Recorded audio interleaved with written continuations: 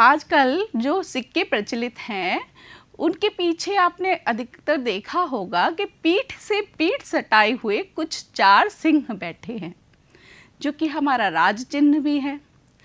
तो बच्चों, वो जो 4 सिंह हैं वो अशोक के सारनाथ स्तंभ से लिए गए हैं। और अशोक जिस वंश का शासक था वह था मौर्य वंश। तो आज हम मौर्य वंश के बारे में अध्ययन करने जा रहे हैं। कौटिल्य द्वारा चंद्रगुप्त को अपना शिष्य बनाना। बच्चों, एक कौटिल्य थे जिनको हम चाणक्य के नाम से भी जानते हैं। तो बौद्ध स्त्रोतों के अनुसार नंद वंश के शासक धननंद के द्वारा एक बार उन्हें अपमानित किया गया। अब आचार्य कौटिल्य जो कि एक बार रास्ते से गुजर रहे थे, तो वहाँ उन्होंने एक चंद्रगुप्त नाम के बालक को राज्य कीलकम नामक नाटक के रूप में खेल खेलते देखा। तो जिसमें बालक राजा बना हुआ था और अन्य जो बालक थे वो उसकी प्रजा बने थे, और वो आपस में उनके विवादों को बहुत ही खूबसूरती से, बहुत ही चतुराई से उसका निराकरण कर रहा था। तो बालक की विलक्षण प्रतिभा को देखकर चंद्रगुप्त की इस विलक्षण प्रतिभा को देखकर कौटिल्य बहुत अधिक प्रभावित हुए और उन्होंने उसे अपना शिष्य बना लिया। तो बच्चों, उसके बाद वो उसको तक्षशिला अपने साथ ले गए और उसको वहाँ ले जाकर शिक्षा दी। इस तरह से कौटिल्य ने चंद्रगुप्त मौर्य को अपना शिष्य बना लिया। तो आगे देखते हैं फिर क्या हुआ। मौर्य वंश की स्थापना। फिर चंद्रगुप्त मौर्य को उन्होंने बहुत सी शिक्षाएं दी, युद्ध कौशल सिखाए, राज्य चलाने के बारे में, शासन व्यवस्था के बारे में, सभी तरह से उन्होंने उसे पारंगत किया। फिर चंद्रगुप्त मौर्य ने चाणक्य की उस कूटनीति और रण कौशल के द्वारा नंदन वंश के शासक धननंद को पराजित कर दिया 322 ईस्वी पूर्व। इस तरह से मगध में मौर्य वंश की स्थापना हुई। इसके बाद एक यूनानी सेनापति था जिसका नाम सेल्यूकस था। उसने 305 ईस्वी पूर्व भारत के उत्तर पश्चिम छोर पर, उत्तर पश्चिमी एरिए पर आक्रमण किया, जिसमें चंद्रगुप्त मौर्य जीत गए और सेल्यूकस हार गया। इसके बदले में सेल्यूकस को चंद्रगुप्त से एक संधि करनी पड़ी। पहले के समय में जब युद्ध हुआ करते थे तो जो राजा अगर हार जाता था तो उसे उसके बदले में संधि करनी पड़ती थी और कुछ न कुछ देना होता था। तो सेल्यूकस को चंद्रगुप्त से संधि करनी पड़ी, जिससे चंद्रगुप्त को हिंदुकुश पर्वत तक के प्रांत उपहार में मिल गए। यह हमारे भारत के उत्तर पश्चिमी दिशा में है, जहाँ पाकिस्तान और अफ़गानिस्तान है। तो उसका साम्राज्य का और अधिक विस्तार हो गया और लगभग भारत के अधिकांश भाग में चंद्रगुप्त मौर्य का शासन और साम्राज्य फैल गया। सेल्यूकस ने एक विदेशी जो घूमने जाते थे यात्री, मैगस्थनीज नाम का एक राजदूत चंद्रगुप्त के दरबार में भेजा।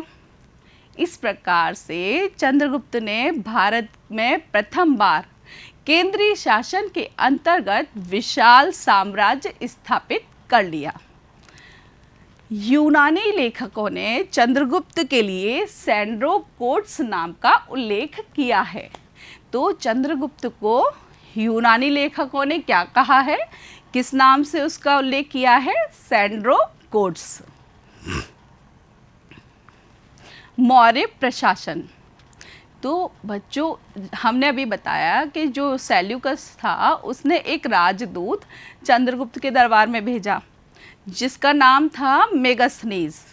उसने एक पुस्तक लिखी इंडिका, और उसमें कौटिल्य की अर्थशास्त्र की पुस्तक, कौटिल्य जिसे चाणक्य भी जिन्हें चाणक्य के नाम से भी जानते हैं, उनकी अर्थशास्त्र पुस्तक में मौर्य के विशाल प्रशासन तंत्र की जानकारियाँ मिलती हैं।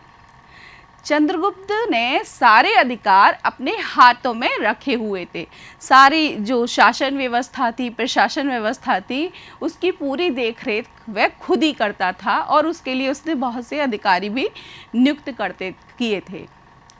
राजा की सहायता के लिए एक मंत्री परिषद गठित की गई थी, जिसके सदस्य राजा को सलाह देते थे। चाणक्य चंद्रगुप्त मौर्य के प्रधानमंत्री थे। इस तरह से मौर्य प्रशासन चलता था। तो हम मौर्य की शासन व्यवस्था के बारे में देखते हैं। यह चित्र आपकी पाठ्य पुस्तक में अंकित है, तो आप उसको वहाँ से देख सकते हैं। जो मौर्य साम्राज्य था वो बहुत से प्रांतों में विभाजित था। साम्राज्य का जिम्मेदार व्यक्ति राजा होता था, जिसका पद वंशानुगत था, अर्थात जो राजा था उसका पुत्र राजा बनता था और उसकी ही जो पीढ़ी दर पीढ़ी वो राजा बनते चले जाते थे। राजा का कार्य था आंतरिक और बाहरी आक्रमण से बचाव करना। राजा की सलाह के लिए एक मंत्री परिषद गठित थी, जो कि राजा को सलाह देती थी।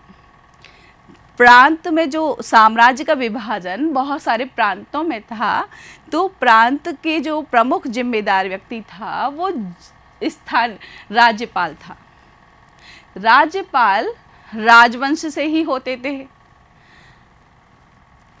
राज्यपाल का कर्तव्य प्रांतीय शासन व्यवस्था देखना, न्याय देना, विकास के काम करना, सिंचाई, सड़क, व्यापार आदि कार्यों को देखना था। प्रांत बहुत सारे जनपदों से मिलकर बने थे, तो जनपद को जिला भी कहते थे। जनपद के जो जिम्मेदार व्यक्ति थे वो स्थानिक थे। जो स्थानीय व्यक्ति थे वही निवास करते थे, उसी जनपद में रहते थे। तो जो स्थानीय व्यक्ति थे वो स्थानीय शासन व्यवस्था को देखते थे, अपने अपने जनपदों की शासन व्यवस्थाओं को वो देखते थे। अब जनपद भी नगर और गांव में विभाजित थे, तो इनके मुखिया, गांव के मुखिया को ग्रामिक कहते थे। अब गांव की जो समस्याएं होती थी वो ग्रामिक के द्वारा सभा की सहायता से हल की जाती थी। नगर भी 6 परिषदों में बटे हुए थे और प्रत्येक परिषद के 5 आयुक्त थे। इस तरह से बच्चों मौर्य साम्राज्य की शासन व्यवस्था थी। लगभग 2500 वर्ष पहले के शासन का ढांचा आज भी हमारे देश के शासन के ढांचे से कितना मिलता है, चलिए देखते हैं। जैसे पहले बहुत बड़ा साम्राज्य होता था, उसी तरह से हमारा पूरा देश है। हमारा देश जो है राज्यों में विभाजित है, उस समय प्रांतों में विभाजित था। फिर हर राज्य में जिले होते हैं, तो जिले उस समय भी जिला होते थे, जनपद भी कहते थे। और जिले में बहुत से ब्लॉक और गांव होते हैं, उसी तरह से जनपद में नगर और ग्राम में विभाजित थे। तो देखिए पुरानी 2500 साल पहले की जो शासन व्यवस्था थी वो अभी भी हमारी जो प्रशासनिक तंत्र है उससे कितनी मिलती है।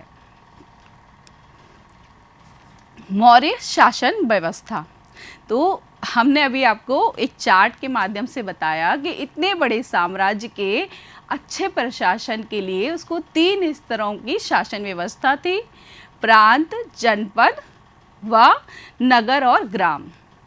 इस समय नौकरशाही व्यवस्था थी। वेतन राजकोष से दिया जाता था, मतलब जो भी लोग राज्य व्यवस्था में कार्य करते थे उनको वेतन दिया जाता था, जो कि राजकोष से दिया जाता था। प्रांत से लेकर गांव तक की वस्तु स्थिति को राजा समय समय पर दौरा करके स्वयं ही देखता था, जिससे कि राज्य में शांति व्यवस्था बनी रहे और अच्छे से शासन चल सके। बाहरी आक्रमण व आंतरिक विद्रोह को दबाने के लिए थल सेना व जल सेना राजा के पास थी। थल सेना में पैदल, हाथी और घोड़े थे। तो देखिए इस तरह से ये मौर्य साम्राज्य की शासन व्यवस्था थी। राजा स्वयं ही दौरा करता था, उसके पास जल और थल दोनों सेनाएं थी और नौकरशाही व्यवस्था थी, वेतन राजकोष से दिया जाता था और गुप्तचर पूरे साम्राज्य की सूचना राजा को देते थे। तो उसने कुछ गुप्तचर भी नियुक्त किए थे जो कि साम्राज्य में होने वाली घटनाओं से राजा को अवगत कराते थे।